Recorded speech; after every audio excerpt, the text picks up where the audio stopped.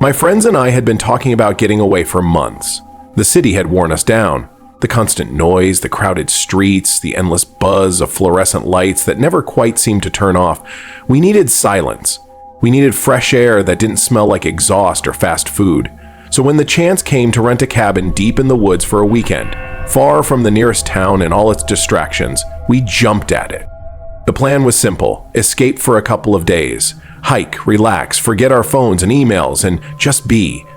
None of us were experienced outdoors people, but that was part of the appeal, something raw and real, away from our screens and schedules.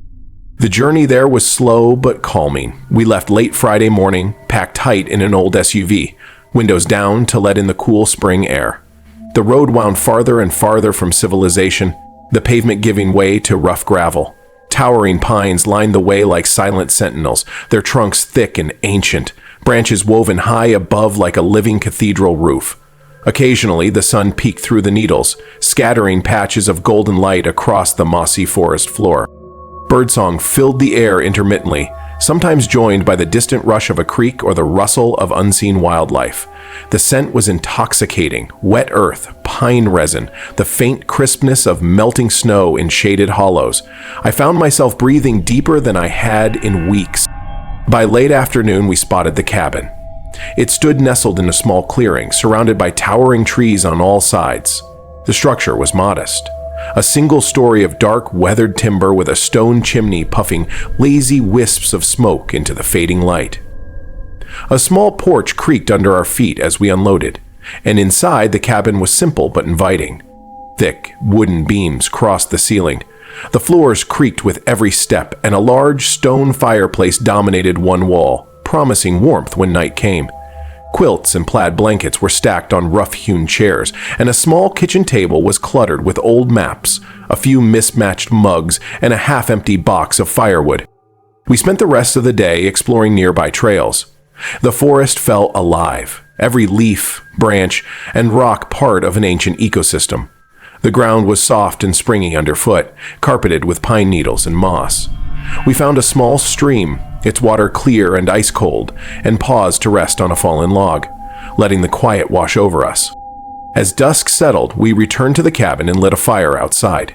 The flames crackled, sending sparks into the cooling air, and we gathered around, sharing stories, jokes, and memories from our hectic city lives. The stars slowly emerged overhead, pinpricks of cold light against the velvet blackness. It was perfect. For hours, nothing existed except that firelight, the warmth on our faces, and the comfortable presence of friends. But as the clock passed midnight, the night shifted. I was the first to notice the subtle change. A weight settled over the air, a silence that felt too deep, like the forest itself was holding its breath. Then came the sound. Faint footsteps, slow and deliberate, circling the cabin's perimeter. At first, I froze, telling myself it was probably a deer or some nocturnal animal. But the footsteps didn't sound random. There was a rhythm, an intent behind them. They paced steadily, moving with a deliberate purpose that made my skin crawl. I whispered to my friends, trying to stay calm, but their eyes remained on the fire or on their drinks. "Do you hear that?" I asked. "Hear what?" one of them said with a chuckle. "It's just the forest, maybe a raccoon or something." But the footsteps didn't stop. They circled again, soft but steady, as if someone was walking just outside the walls. Then the whispering began. It was almost inaudible at first, like the softest breeze stirring dead leaves. But beneath the rustling was something else. Faint voices, so low they seemed like a trick of the mind. I strained to listen. The whispers were scattered and indecipherable, weaving through the trees in strange, half-formed phrases that chilled me despite their gentleness. I called out again, voice tight, but my friends shook their heads. "You're imagining things," they said, trying to keep the mood light.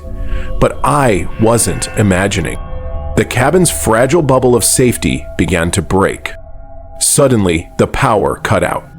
The lights blinked and died, plunging us into darkness so complete it swallowed every detail.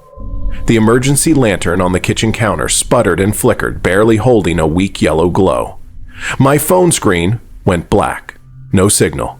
No chance of calling out.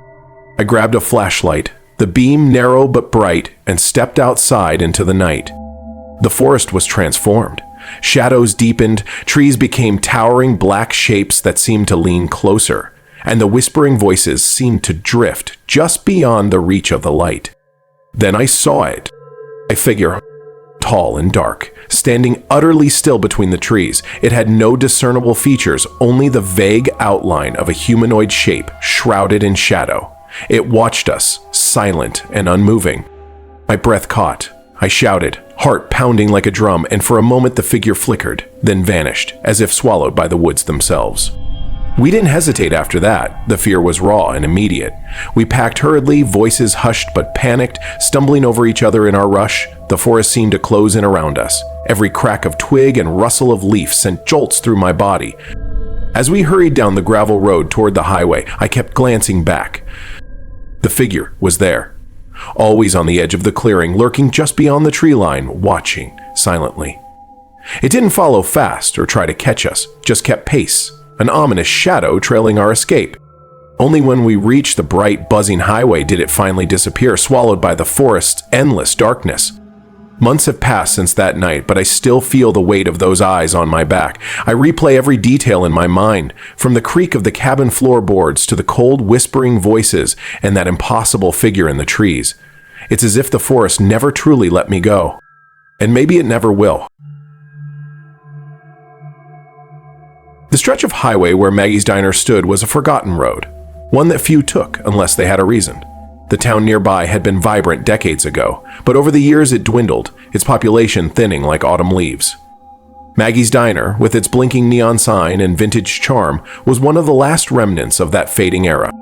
The diner had been there since the 1950s, a gleaming beacon for travelers and locals alike. It was the kind of place where the coffee was strong and bitter just how you liked it, and the pie was always fresh and thick with fruit. It was a home away from home for many, myself included. Friday nights there were a sacred ritual for my friends and me. The drive out felt like a mini adventure, a chance to escape the grinding routine of our daily lives. The diner's interior was almost painfully nostalgic. Vinyl booths lined the walls, scarred and sticky in places from years of spilled drinks and careless patrons. The walls were papered with cracked black and white photographs of classic cars, movie stars with perfect smiles frozen in time, and long-gone diners bustling with crowds. The air smelled of fried food and brewing coffee, mixed with a faint, musty undertone that spoke of age and secrets. We always claimed the booth by the window, a battered red vinyl seat that creaked when you sat in it and had a stubborn stain or two from years past. It was a small comfort, a touchstone of familiarity. One Friday night, everything changed. We piled into the booth, joking and laughing like we always did, but as I slid down into the seat, my eye caught something new. Something I was sure hadn't been there before. A dark stain, deep red and crusted, spread unevenly across the worn vinyl of the seat. It looked like dried blood, old and almost baked into the material. I leaned closer, heart pounding a little faster. The stain seemed almost to throb under the flickering neon light, its edges sharp and jagged like veins twisting outward. My friends noticed too. A hush fell over our table as we exchanged uneasy glances. When the waitress, Linda, came by, I couldn't hold back my curiosity. "Hey, what's up with that stain? Looks like blood." I nodded toward the booth. Linda's face went pale. She swallowed hard, her fingers tightening around the rag she was holding. "That's been there a long time," she said quietly, voice strained. "Nobody talks about it much." I pressed, asking if she knew how it got there, but she shook her head, eyes darting to the back room as if afraid someone might overhear. "Some things," she whispered, "are better left forgotten." The atmosphere shifted after that. The usual din of chatter and laughter grew subdued, the other customers avoiding the stained booth as if it were contagious. The jukebox music slowed, songs turning somber and almost mournful. That night, as the clock edged toward midnight, the cook, Joe, a grizzled man with years of stories etched into his face, burst out of the kitchen, his expression pale and shaking. "I'm done," he said hoarsely. "I can't stay here. I saw something in the kitchen. Something wrong." Linda looked terrified. "What was it, Joe?" He swallowed hard. "A shadow. A shape with no face. Moving between the pots and pans like it was alive. But it shouldn't have been there." The tension in the diner snapped like a wire. The staff began closing early for the first time in years. The few customers shuffled out quietly, casting nervous glances toward the darkened kitchen and the blood-stained booth. The next morning, curiosity gnawed at me like a persistent itch I couldn't scratch. I drove by Maggie's early, sunlight filtering through the overgrown weeds surrounding the building. Peering in through the grimy window, I saw that the stain had changed. It had spread. Dark tendrils crept out from beneath the booth, snaking like living veins across the cracked linoleum floor. The edges pulsed faintly, as if the stain itself had a heartbeat. A cold shiver ran down my spine. I tried to tell myself it was my imagination, that the stain was just an old mess bleeding into the worn vinyl and floor. But deep down, I knew. That stain wasn't just a mark. It was something alive. Something waiting. The days that followed brought strange rumors. Townsfolk whispered of strange happenings around the diner, the flicker of lights late at night, the sudden chill that settled like a ghostly breath in empty rooms, and eerie scraping noises echoing from within. One night, my friend Mark, ever the skeptic, decided to investigate. Armed with a flashlight and a foolish bravado, he snuck into the diner after hours. He never spoke about what he saw, but the haunted look in his eyes told its own story. Days later, he left town without a word. The diner closed soon after. The neon sign fizzled out, the windows boarded up, and Maggie's became just another forgotten relic swallowed by time and silence. But on quiet nights, when the wind carries a certain mournful wail, I swear I can hear the scrape of claws against linoleum. And if I'm alone in the dark, sometimes I see it dark red veins, spreading, pulsing under my skin, a reminder that some stains never truly fade away. We had all been looking forward to this trip for months. Life in the city was suffocating, filled with noise, deadlines, and endless screens, and the idea of escaping to the wilderness, to breathe fresh air, to sit by a lake surrounded by towering cliffs and endless forests, felt like the perfect remedy. Mark, Sarah, Tom, Lisa, and I piled into 2 cars on a Friday morning, laughter and excitement bubbling up as we left the congested urban sprawl behind. The drive was long but beautiful. As we wound through twisting mountain roads, the landscape transformed. Concrete gave way to ancient trees, mighty pines, firs, and oaks, whose branches knit together to form a dense canopy overhead. We passed streams sparkling in the sunlight and wildflowers nodding in the breeze. The cliffs loomed ahead, vast and silent, their faces streaked with moss and shaded by clouds that drifted lazily across the blue sky. By late afternoon, we arrived at the national park entrance. The ranger waved us in with a tired smile and a reminder to respect the land. We set off down the gravel road to find a campsite eager to settle before nightfall. And after some searching, we found it. A secluded clearing carved out beside a pristine lake. The water so still it mirrored the sky and trees like glass. The cliffs rose up behind us, ancient and imposing, casting long shadows as the sun dipped toward the horizon. The spot was perfect, a flat stretch of earth bordered by thick forest, with fallen logs for seating and plenty of room for tents. We unpacked and pitched quickly, the chatter and energy keeping us warm against the crisp air. That first evening was magical. The campfire crackled and popped, casting flickering shadows that danced on the faces of my friends as they passed around snacks and told stories. The scent of pine smoke mingled with toasted marshmallows, sticky and sweet. Mark, always the storyteller, regaled us with a local legend about the cliffs. A tale of an ancient guardian spirit said to roam the woods and cliffs, protecting the land from those who would harm it. According to the story, the spirit could sense those who disrespected the forest, and if angered, would make sure they were never seen again. We laughed it off, but beneath our smiles, an edge of unease began to creep in. Later, after the fire died down, we crawled into our tents. The forest seemed alive in the darkness. Rustling leaves, distant howls, and the faintest whispers carried on the wind. The night was cold but beautiful, and the stars shone like distant fires through the canopy gaps. I remember lying awake, listening to the symphony of night sounds, feeling utterly disconnected from the modern world. I thought about how small we were in the vastness of nature, and how something ancient and unknowable might be watching. Morning came, soft and gray. Mist clung to the lake's surface, and the air was thick with the scent of damp earth and wild flowers. I woke early, the light just beginning to filter through the trees, and went outside to breathe it in. That's when I noticed it. Mark was missing. His tent was zipped shut, but empty. No sleeping bag inside, no sign he had spent the night there at all. His belongings were gone, save for his backpack, which was nowhere to be found where he'd left it. Panic bubbled up quickly. We called out his name, voices echoing in the stillness. "Mark!" The sound felt hollow, swallowed by the forest. We split up to search, our footsteps crunching softly on fallen leaves and broken twigs. We scoured the trails, the dense underbrush, and the lakeshore, eyes peeled for any sign. A footprint, a scrap of fabric, anything. But the forest gave nothing back. Hours passed. The sun climbed higher, turning the mist to haze. Still no Mark. Then, near the edge of the trees, Sarah spotted it. Mark's backpack, hanging from a low branch on a crooked tree. It swung gently in the breeze, but the leather was marred by deep scratches, forming words carved jaggedly into its surface. "Don't follow." The message hit us like a punch to the gut. Fear gripped my chest, cold and sharp. We brought the backpack back to camp, but the dread only grew. We called the park rangers, who arrived quickly with search teams and trained dogs.